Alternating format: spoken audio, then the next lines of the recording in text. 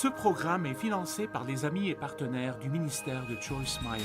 Regardez-moi, Dieu ne vous décevra pas si vous n'abandonnez pas votre foi. Dieu ne vous décevra pas.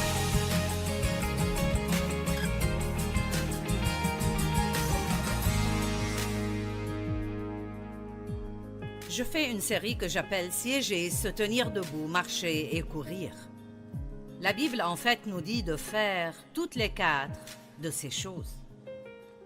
Siéger en Christ, ce qui veut dire entrer dans le repos de Dieu. Ce genre de repos dont Peter parlait ce matin quand il nous a exhortés. Et le genre de repos que Dieu nous offre n'est pas nécessairement un repos pour nos corps, bien que ce soit très important aussi. Mais ce genre de repos est un repos pour votre âme. Vous pouvez avoir une vraiment bonne nuit de sommeil, mais si vous êtes en colère, alors vous n'êtes pas au repos. Vous pouvez aller en vacances, mais si vous êtes inquiet tout le temps, alors vous n'êtes pas au repos. Et tout doit être, ne manquez pas cela, tout doit être fait à partir d'une position de repos. Je travaille ici ce matin, mais je me repose en Dieu. Et donc, le mot « repos », Peter nous donne une partie de la définition, mais vous verrez aussi dans le dictionnaire grec que le repos que Dieu nous donne n'est pas un repos du travail, mais un repos dans le travail. Combien d'entre vous voudraient élever des adolescents dans le repos? Combien d'entre vous veulent pouvoir vivre dans ce genre de monde qui devient fou, mais le faire dans le repos sans avoir à s'inquiéter et à être anxieux concernant tout? Et si Paul et Lisa, voulez-vous diriger cette église avec Joel dans le repos? Et même à l'église, il y a beaucoup de choses qui pourraient vous déranger dans une église parce que ce sont les personnes abîmées qui vont à l'église. Amen? Et donc, je pense que beaucoup de personnes reçoivent Christ et ensuite on leur dit qu'ils doivent faire quelque chose. Ils ont un rêve ou une vision de Dieu, et donc ils sont nés de nouveau depuis 2 semaines et ils veulent commencer à courir leur course pour Dieu. Mais vous ne pouvez pas faire cela si vous n'avez même pas encore appris à vous asseoir. Donc Mike, si tu peux venir ici, une image vaut 1000 mots. Je vous donnerai un exemple. Voici le pasteur de notre équipe, Mike Shepard. Donc, Mike, si tu pourrais juste te coucher. Vous voyez la puissance que j'ai? Je faisais cela moi-même, mais j'ai décidé de laisser quelqu'un d'autre le faire. Donc, les bébés commencent en étant couchés. Nous tous, quand nous entrons dans le royaume, nous sommes couchés. Vous êtes finis, vous êtes vidés. Vous ne pouvez pas y arriver tout seul. Votre vie est un gâchis. Vous avez besoin que Dieu vous aide. En tant que bébés chrétiens, nous commençons couchés. Nous avons besoin que quelqu'un fasse presque tout pour nous. Le grand problème vient quand vous êtes sauvés il y a 30 ans et vous êtes toujours couchés. Amen. Maintenant, je voudrais vous voir, Pasteur Mike, essayer de courir de cette position.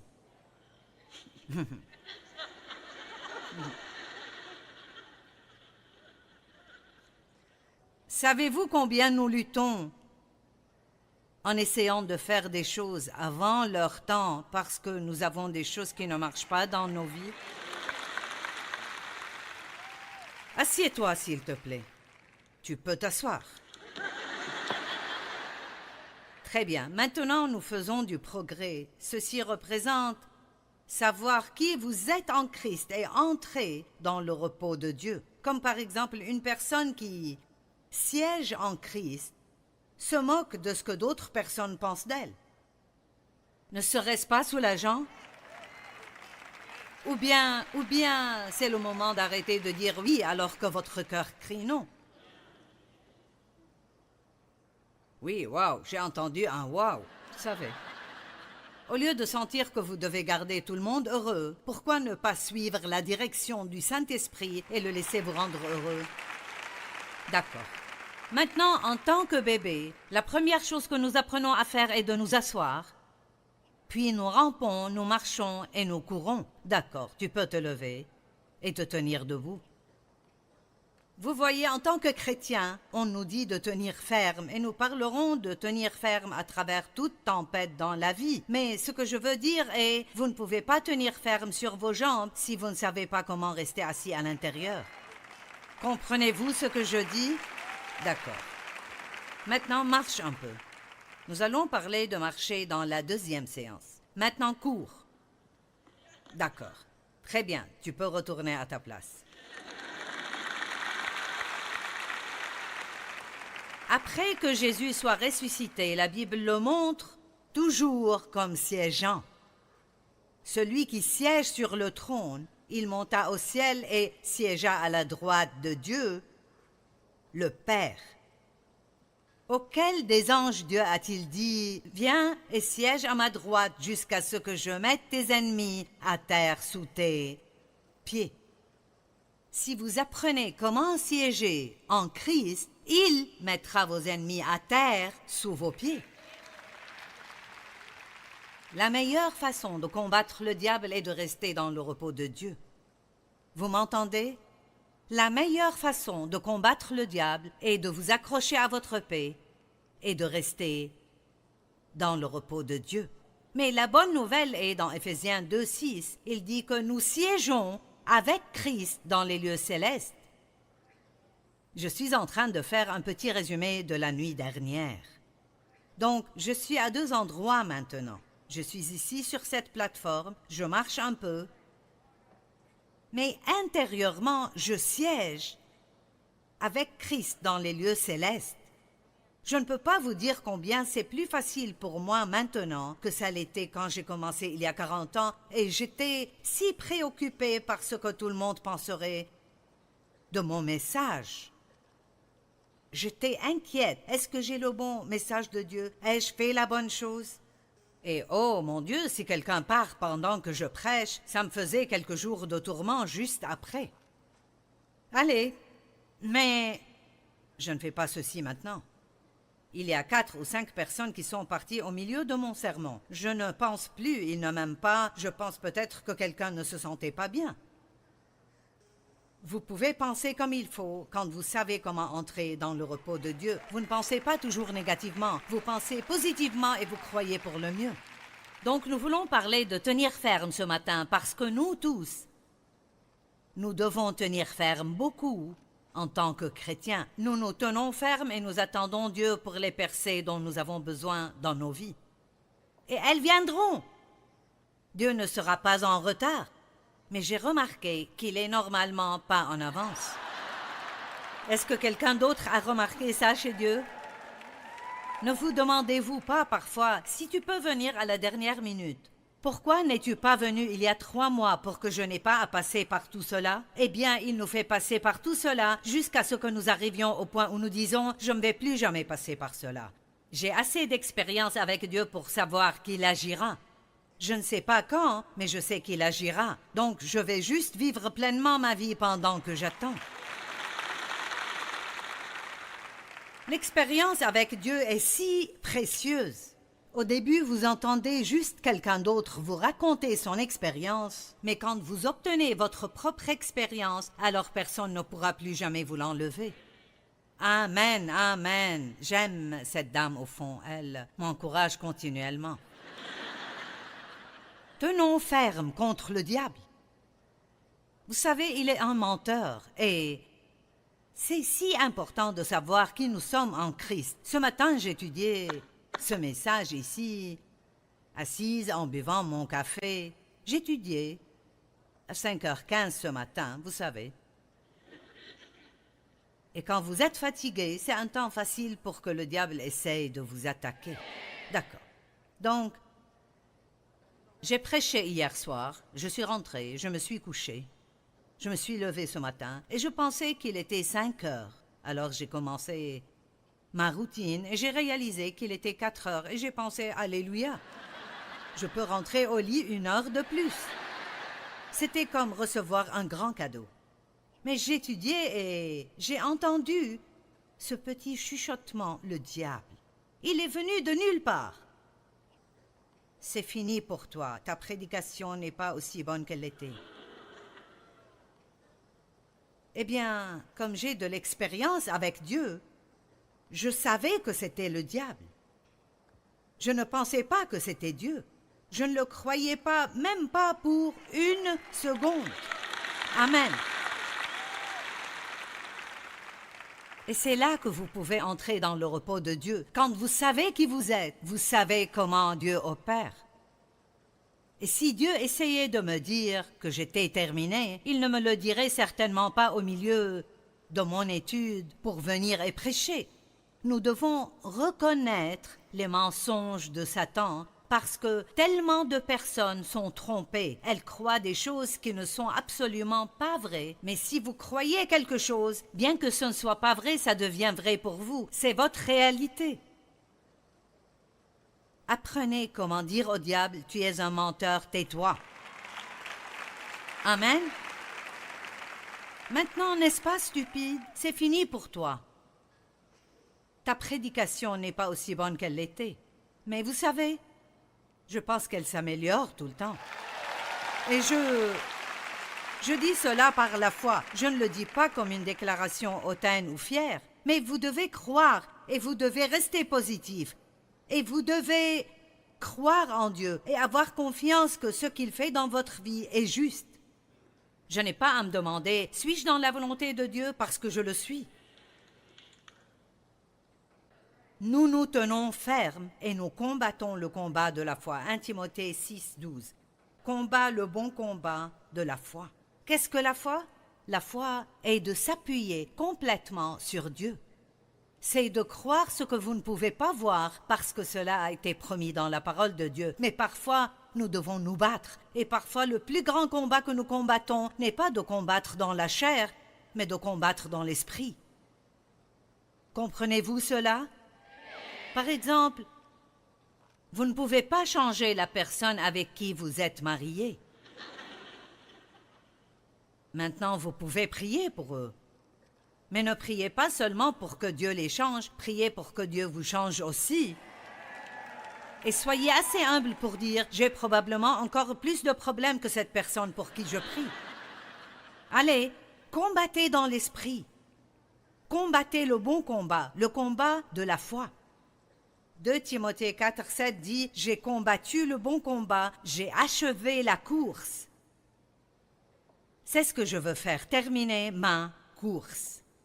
Mes enfants n'aiment pas vraiment ça quand je dis ça, mais j'espère un peu que quand Dieu me prend, je sois en train de prêcher. Ce ne sera pas bon pour vous, mais j'aimerais cela. Ne serait-ce pas une bonne façon de partir? En faisant juste ce que vous avez été appelé à faire et ce que vous aimez faire, vous savez. Je ne veux pas de douleur non plus. J'aimerais juste être une de ces personnes qui partent sans douleur. Pour terminer notre course, nous avons besoin d'être forts. Mais rien du reste de ceci n'arrivera. Vous ne pourrez pas résister à l'ennemi, vous ne pourrez pas marcher la marche de la foi. Il y a tellement de choses que la Bible nous dit. Marchez dans l'amour, marchez dans la foi, marchez dans la paix. Vous savez, marchez comme Christ a marché. Nous avons une marche à marcher. Ce sont toutes les décisions que nous prenons dans notre vie. Mais nous ne pouvons pas les prendre à moins d'apprendre d'abord à nous asseoir, parce que quand vous commencerez à marcher, vous tomberez. Et si vous ne savez pas vous asseoir en Christ, si vous tombez, vous vous sentez condamné. Mais si vous savez qui vous êtes en Christ, vous pouvez vous lever. Vous levez et recommencer à marcher. Combien d'entre vous voudraient éviter toute la peine de la condamnation à chaque fois que vous faites quelque chose de mal? Ouh! Seigneur, aie pitié, j'ai gaspillé tant d'années à faire cela. Il y a un homme dans le chapitre 5 de Jean. Je me moque un peu de lui. Parce qu'il était allongé depuis 38 ans au même endroit et attendait que quelqu'un vienne faire quelque chose pour lui. Jean chapitre 5, 1 à 8, il dit qu'il y avait à Jérusalem une piscine appelée la piscine de Bethesda. Et donc, c'était à Bethesda. Et il y avait 5 porches là-bas. Et une fois par an, un ange viendrait remuer l'eau, et celui qui entrerait le premier dans l'eau obtiendrait un miracle. Et ainsi, ces gens malades, aveugles, boiteux, estropiés, se couchaient autour de cette piscine en attendant de voir qui obtiendrait un miracle l'année suivante. Et Jésus est passé par là, et il y avait un homme, et il lui dit, « Depuis combien de temps es-tu là ?»« 38 ans. »« 38 ans ?» Je me demande si certains d'entre vous êtes couchés depuis 38 ans, comme Mike était allongé ici. Allez, eh bien, aujourd'hui, il est temps de se lever. Eh bien, quand Jésus a commencé à lui poser des questions, et Jésus savait depuis combien de temps il était couché là. La Bible dit qu'il essayait de le choquer pour qu'il réalise cela. Et donc, peut-être que c'est un peu ce que j'essaye de faire en ce moment. Depuis combien de temps tournez-vous autour de la même montagne stupide?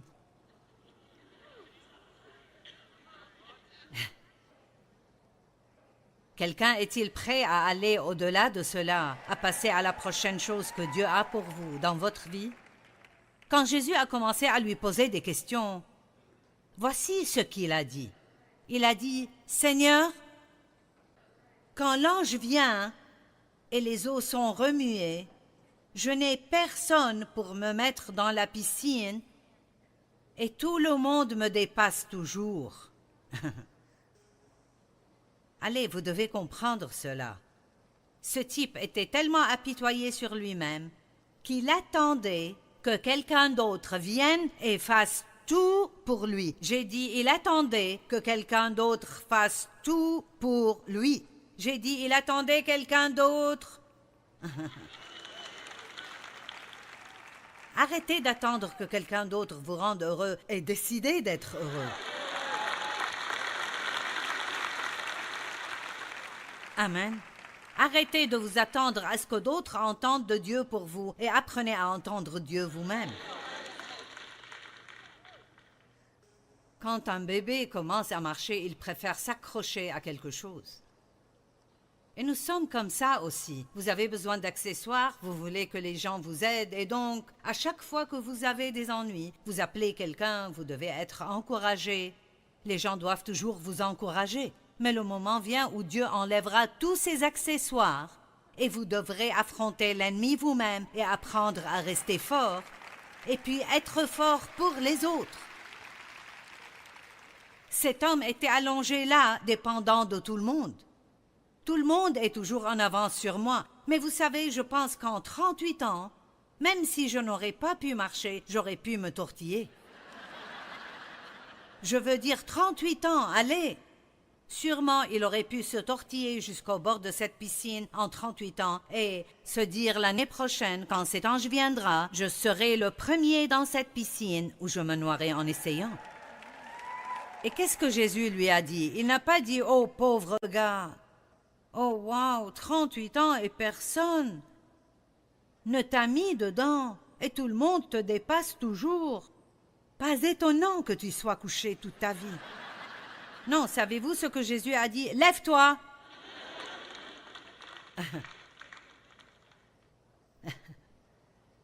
Lève-toi! Dans la Bible, il y a un grand point d'exclamation. Et puis il a dit, « Et ramasse ton lit, prends-le avec toi. » Non seulement Dieu veut que nous nous levions, mais il veut que nous nettoyions notre pagaille que nous avons fait toutes ces années où nous ne faisions rien.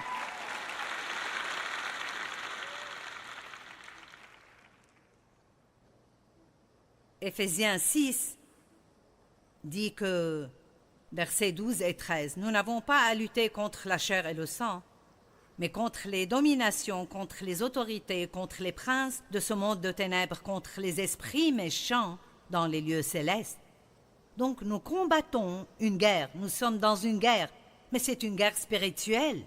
Comment allez-vous vaincre le diable? Vous ne pouvez pas le frapper. Vous ne pouvez pas l'étouffer ni l'assommer. Nous devons le combattre spirituellement.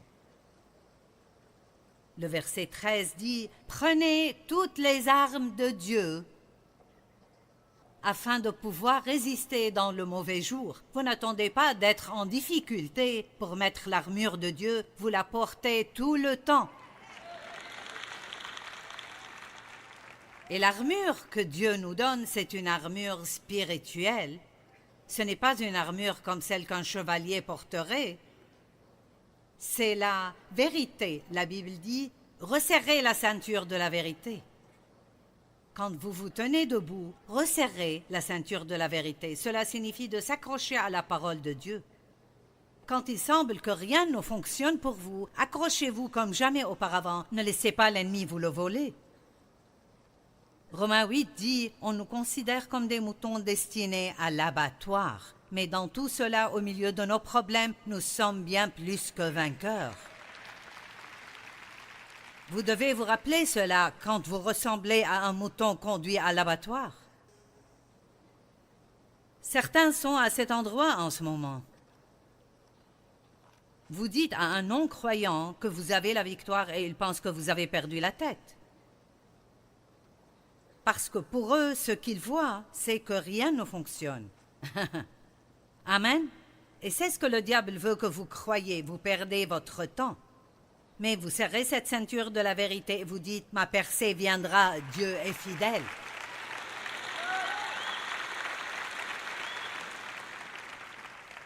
La cuirasse de la justice qui couvre votre cœur, c'est de savoir qui vous êtes en Christ.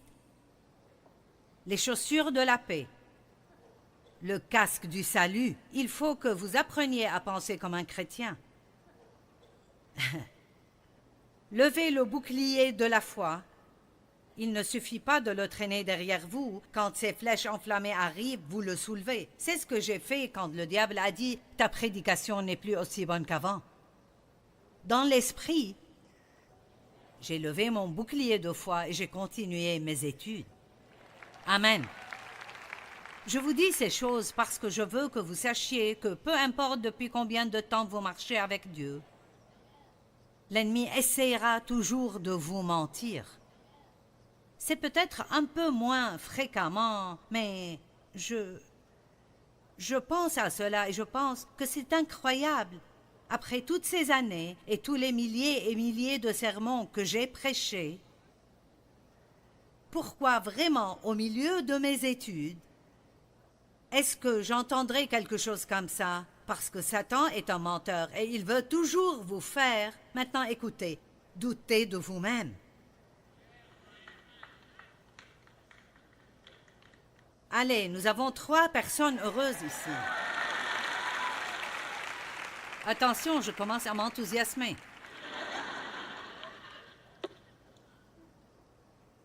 Oh mon Dieu, notre marche avec Dieu est un tel voyage. L'épée de l'esprit, vous maniez l'épée de l'esprit qui est la parole de Dieu. Lorsque vous êtes dans une bataille, vous devez déclarer la parole de Dieu. Et couvrez le tout avec la prière. Oh, j'aime la prière, la simplicité et la puissance de la prière. Comme c'est merveilleux de rester au repos, de prier pour les choses et de profiter de votre vie pendant que Dieu travaille sur votre problème. La prière n'est pas quelque chose que nous sommes obligés de faire, c'est un grand privilège. Nous devons rester debout pendant que nous attendons. Marc 11, 23 dit « Ayez foi en Dieu ». Dit Jésus, « Je vous le dis en vérité, si quelqu'un dit à cette montagne, « Jette-toi dans la mer », et s'il ne doute point en son cœur, mais croit que ce qu'il dit arrive, il le verra s'accomplir. C'est pourquoi je vous dis, tout ce que vous demanderez en priant, croyez que vous l'avez reçu, et vous le verrez s'accomplir. Une autre traduction dit, « Et vous l'obtiendrez ». Donc vous demandez, vous croyez que vous avez reçu ce que vous ne pouvez pas encore voir, et vous l'avez dans votre cœur, et ensuite vous l'aurez. Mais il y a une petite chose qu'il n'a pas dite ici, et je ne sais pas si vous l'avez déjà remarqué, il ne vous dit pas quand vous l'obtiendrez. Regardez-moi, Dieu ne vous décevra pas si vous n'abandonnez pas votre foi. Dieu ne vous décevra pas. Quelqu'un a besoin d'entendre cela. Il ne fait peut-être pas ce que vous voulez qu'il fasse, mais il fera quelque chose de mieux que vous n'étiez pas encore assez intelligent pour savoir comment le demander. Dieu est fidèle. Ce n'est pas seulement un chant que nous chantons. Grande est ta fidélité. Il est fidèle.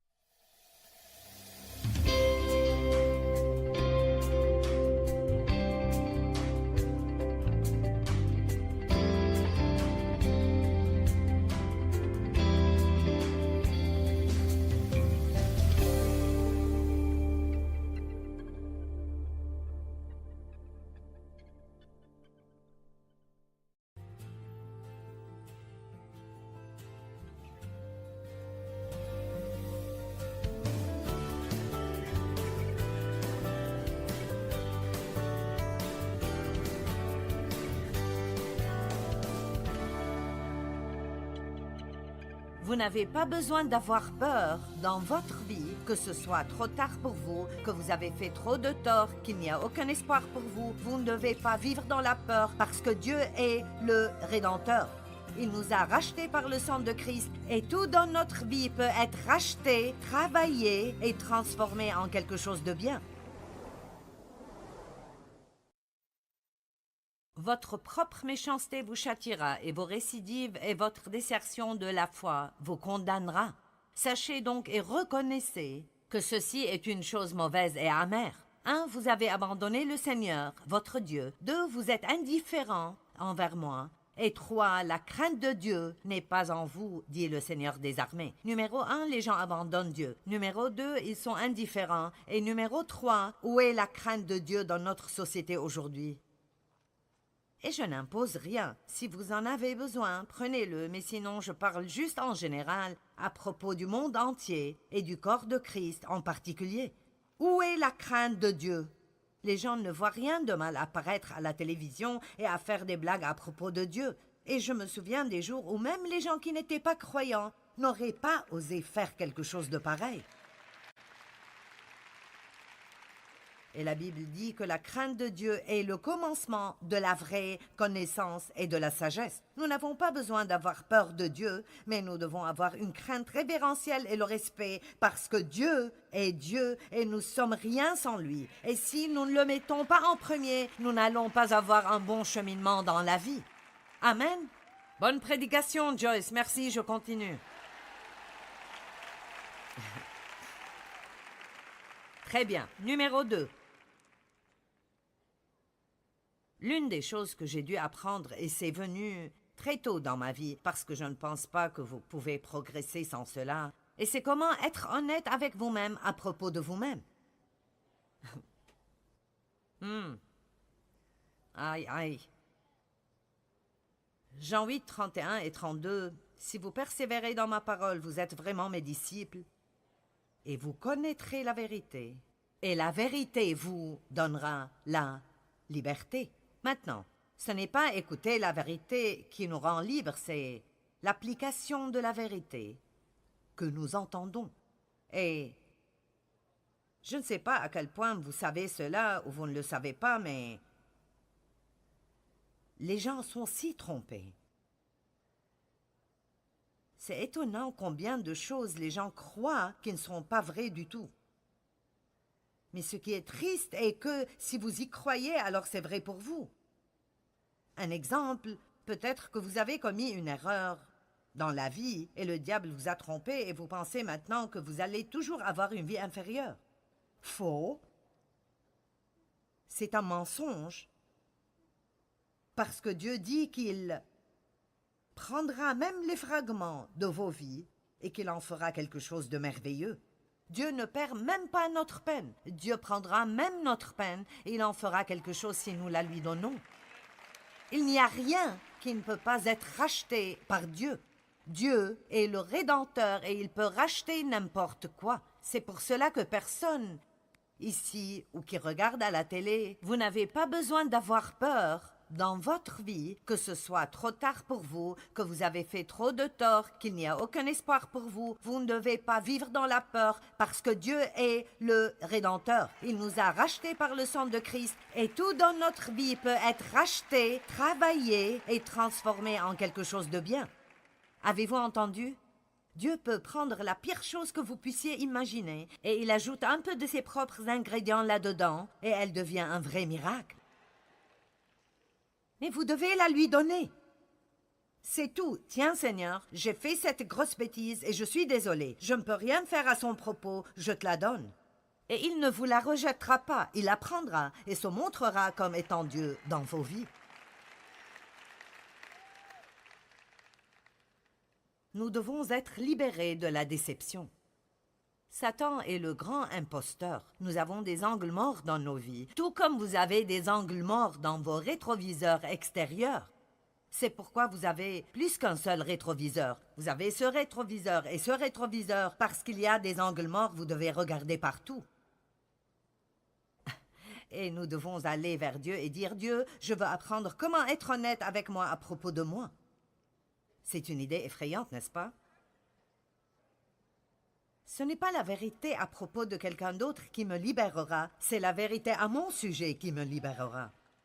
C'est la vérité. Je suis sûre que vous avez déjà pensé à une grande et longue liste de personnes que vous auriez aimé qu'ils soient là ce week-end.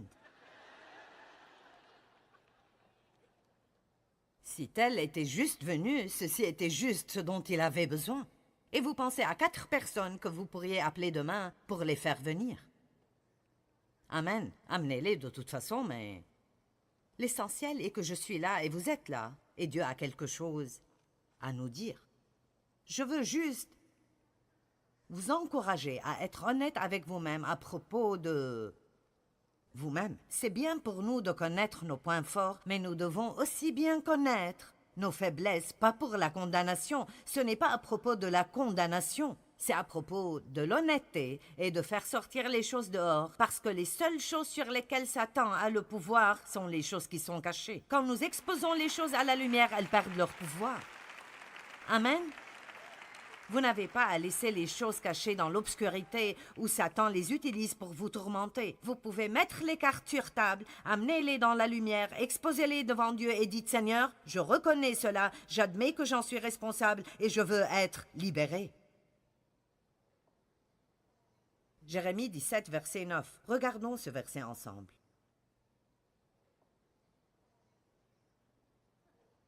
Le cœur est trompeur par-dessus tout. Et il est excessivement pervers et corrompu, et sévèrement et mortellement incurable. Qui le connaît, le comprend et est familier avec son propre cœur et son esprit. En d'autres termes, nous tous, moi incluse, nous avons des idées à propos de nous-mêmes qui sont parfois un peu hautaines et... Je vais me trouver quelqu'un qui est d'accord et je vais juste prêcher pour lui. Mettons-le ainsi. Est-ce que vous pensez que vous savez un peu plus que vous ne savez en réalité? Vous savez ce que j'ai décidé? Personne ne sait rien avant d'avoir au moins 40 ans. Maintenant, écoutez. Vous tous, les jeunes gens, avant de vouloir lancer quelque chose vers moi, écoutez. Et puis, quand vous avez 40 ans, voici le premier signe que vous apprenez quelque chose, parce que quand vous avez près de 40 ans, vous commencez à penser « je ne sais rien du tout ». Et c'est là le premier signe d'intelligence. Quand vous dites « vous savez quoi, je ne sais vraiment rien du tout. Je suis juste un cas désespéré sans Dieu ». Et ceci est le premier signe qu'il y a un peu de vie intelligente en nous. Et peut-être que maintenant, nous avons un esprit enseignable et Dieu peut nous enseigner quelque chose. Dave et moi rions toujours. Il y a une maison sur l'autoroute et quand notre fils avait 3 ans, celui qui s'occupe maintenant de tout notre ministère aux États-Unis, nous conduisions près de cette maison et il la construisait. Et Dave et moi en parlions. Ça leur prend si longtemps de construire cette maison. Il a dit, je pourrais construire cette maison en 3 jours. Tu ne peux pas construire une maison en 3 jours. Si je peux, je pourrais construire cette maison en 3 jours. Et ceci est très indicatif de la façon dont les gens sont. Nous ne comprenons pas. Nous ne savons pas combien nous sommes nécessiteux. Nous ne savons pas combien nous sommes désespérés sans Dieu. Si nous obtenons un petit fragment de victoire, nous voulons avoir une plateforme et commencer à donner à tout le monde des leçons de victoire dans la vie. Vous perdez 3 kilos et tout de suite, vous voulez dire au monde entier comment ils peuvent perdre du poids. Et ceci est jusqu'à ce que vous regagniez ces 3 et 3 en plus. Après, c'est une autre histoire.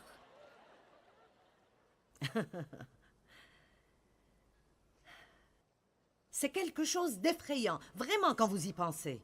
Et ceci est quelque chose que nous devrons prier chaque jour. Nous devons prier, Dieu, aide-moi à ne pas être trompé. Pouvons-nous commencer à prier? Dieu, aide-moi à ne pas être trompé. Et s'il y a des domaines dans ma vie où je suis trompé, alors révèle-les-moi. Révèle-moi la vérité, parce que je ne veux pas être trompé et je ne veux spécialement pas me tromper à propos de moi-même. Aide-moi à ne pas penser trop hautement qu'il ne le faut de moi-même.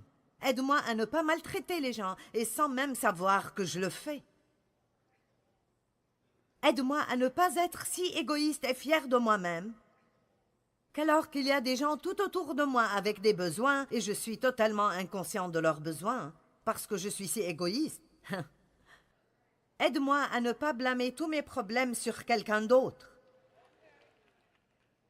Aide-moi à ne pas rester sans rien faire, dans la déception, à m'apitoyer sur moi-même, quand la vérité est « je suis si béni » que c'en est à débordement.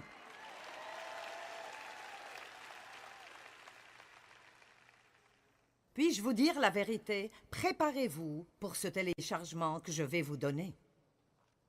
Il n'y a pas de raison pour qui que ce soit, dans cette salle aujourd'hui, de jamais s'apitoyer sur soi. Je ne reçois pas beaucoup d'applaudissements pour cela.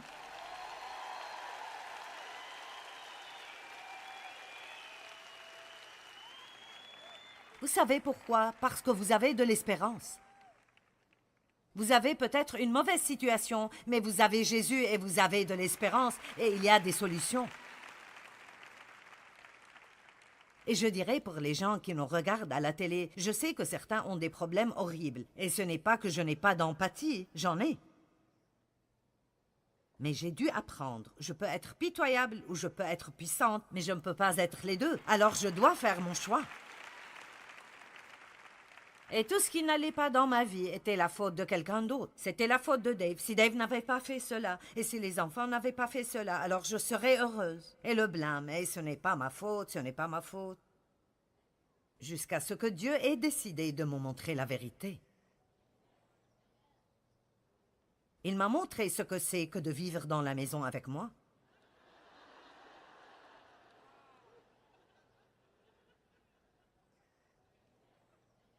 Et j'ai pleuré pendant 3 jours. Je vous dis la vérité. Je me souviens de l'endroit exact où j'étais dans la maison quand Dieu m'a montré que Dave n'était pas le problème, que je l'étais. Il a dit, tu es manipulatrice, c'est difficile de s'entendre avec toi, tu es pleine d'apitoiement sur soi. Je ne me suis pas sentie à l'aise dans ma peau ce jour-là, mais ça m'a aidé à aller de là où j'étais à là où je suis. Vous voyez, voici l'essentiel. Pendant mon enfance, j'ai été testée. En tant que jeune femme de 20 ou 30 ans, j'ai eu des troubles. Mais je n'avais pas encore tout mis ensemble pour avoir un témoignage. Alors je veux savoir si quelqu'un d'entre vous dépassera les troubles et arrivera au point où vous avez un grand témoignage qui encouragera d'autres personnes que la puissance de Dieu est réelle dans leur vie et qu'il y a une grande vie qui est disponible pour eux. Amen, amen, amen. Je pensais beaucoup à Abdias, chapitre 1, verset 3, dernièrement, parce qu'il dit « L'arrogance de vos cœurs vous a trompés. » Oh, cette arrogance! Pensez plus hautement de nous-mêmes qu'il le faut, et à chaque fois que nous faisons cela, nous regardons les autres de haut. Je ne t'écouterai pas, tu ne sais pas autant que moi. Écoute-moi pour que je puisse te dire comment les choses sont vraiment. Vous avez compris, n'est-ce pas? Je veux que vous compreniez cela avant que nous continuions vers un autre point. On trouve probablement l'un des plus grands exemples dans la Bible à propos de la déception dans 1 Samuel chapitre 15, où Dieu a oint Saül comme roi et il lui a donné certaines instructions qu'il devait aller dans le territoire ennemi et tuer toutes choses, tout le monde, tous les moutons, tous les taureaux, tous les gens, les hommes, les femmes, tout le monde. Il a dit, débarrasse-toi de tous.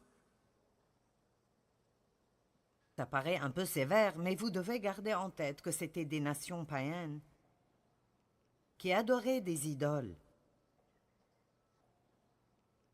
1 Samuel chapitre 15, il est écrit « Et il prit vivant Agag, roi des Amalécites, bien qu'il eût entièrement détruit tout le reste du peuple. » Donc il n'a pas obéi à Dieu. Il a partiellement obéi à Dieu, mais il n'a pas entièrement obéi.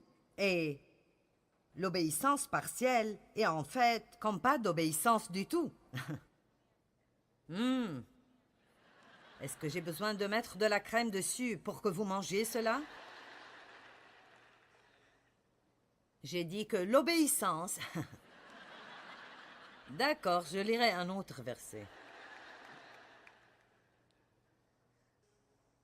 Verset 10. Et Saül épargna Agag et les meilleures brebis, les meilleurs bœufs, les agneaux gras et tout ce qu'il y avait de bon. Alors il y est allé et au lieu de tout détruire comme Dieu le lui a dit, il s'est débarrassé de ce qui est mauvais et a gardé ce qui est bon. Et puis, pour rendre les choses pires, Dieu a dit, je regrette d'avoir oint Saül comme roi, parce qu'il ne suit pas mes commandements. Maintenant Samuel le prophète est allé vers Saül et lui a dit, Saül, qu'est-ce que tu as fait? Et Saül a dit, écoutez cela, sois béni de l'Éternel, j'ai observé et j'ai accompli la parole de l'Éternel. Et vous savez quoi? Je pense qu'il croyait que c'était vrai. Il a juste compromis et a pensé qu'il pouvait donner à Dieu une obéissance partielle ou qu'il pouvait peut-être servir Dieu un peu les dimanches matins, mais faire ce qu'il voulait le reste de la semaine. Oh! Oh! J'écouterai juste Joyce chaque matin. Cela s'occupera de tout. C'est mon temps avec Dieu, moi et Joyce. Vous savez quoi? Je suis heureuse que vous m'écoutez, mais si vous devez choisir entre Dieu et moi, alors choisissez Dieu. Parce que je ne veux pas que vous me causiez des problèmes, alors je me sens convaincue de vous dire de mettre Dieu en premier. Amen. Il n'y a pas d'autre homme ou femme sur terre qui peut prendre la place qui appartient à Dieu. C'est bien d'apprendre et de grandir, mais après, demandez à Dieu de faire fonctionner cela dans votre vie. Alors, oh oui, je fais ce que Dieu m'a dit de faire. Je n'ai pas le temps de vous raconter tout ça, mais quand nous allons au fond des choses, vous savez ce que le problème était vraiment? Le peuple était fatigué d'attendre. Et la Bible dit qu'il a fait ce qu'il a fait parce qu'il craignait le peuple. Il ne voulait pas perdre le peuple, et alors il a compromis dans sa relation avec Dieu pour que les gens restent heureux. Maintenant, il y a sûrement quelqu'un ici qui a été invité à une fête où vous saviez qu'il y aurait de la drogue et beaucoup de mauvaises choses, et vous saviez que vous ne devriez pas y aller, mais vous ne vouliez pas que vos amis se fâchent, alors vous avez pensé, eh bien j'irai, mais je ne prendrai aucune part dans quoi que ce soit, et je ne ferai pas ceci et cela. Puis vous avez fini avec des problèmes. Maintenant, personne, non. D'accord, je choisirai quelque chose d'autre. C'est étonnant les choses que nous faisons juste pour ne pas perdre de gens. Nous devons nous accrocher à ces gens. Et la plupart du temps, ce sont des gens qui empoisonnent nos vies. Ne s'occupent pas de nous de toute façon. Au moment critique, ils seront les premiers à sortir de nos vies. Mais nous compromettons notre relation avec Dieu juste pour nous accrocher à ces personnes. Vous devez commencer à tenir tête à des choses et à dire « Dieu sera premier dans ma vie ». Et j'espère que vous aimez cela, mais sinon Dieu sera toujours premier parce que je peux continuer sans vous, mais je ne peux pas continuer sans Dieu. Amen.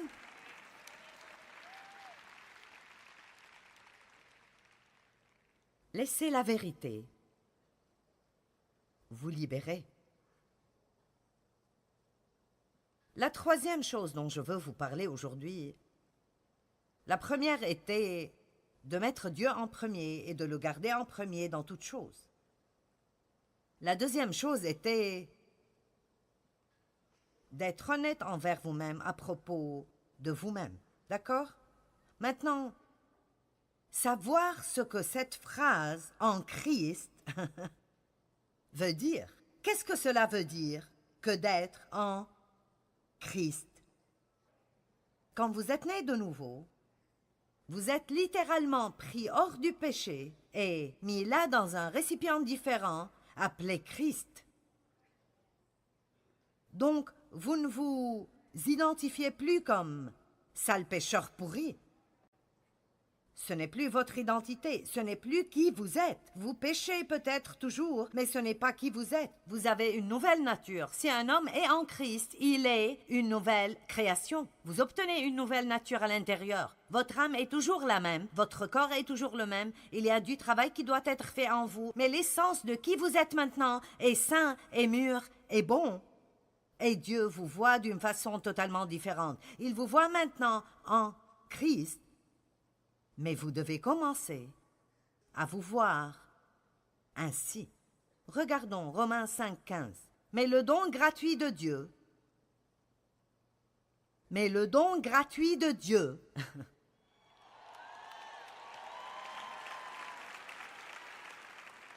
mais le don gratuit de Dieu ne doit pas du tout être comparé à l'offense. Sa grâce est abondante devant la chute de l'homme. Car si par l'offense d'un seul, il en est beaucoup qui sont morts, à plus forte raison,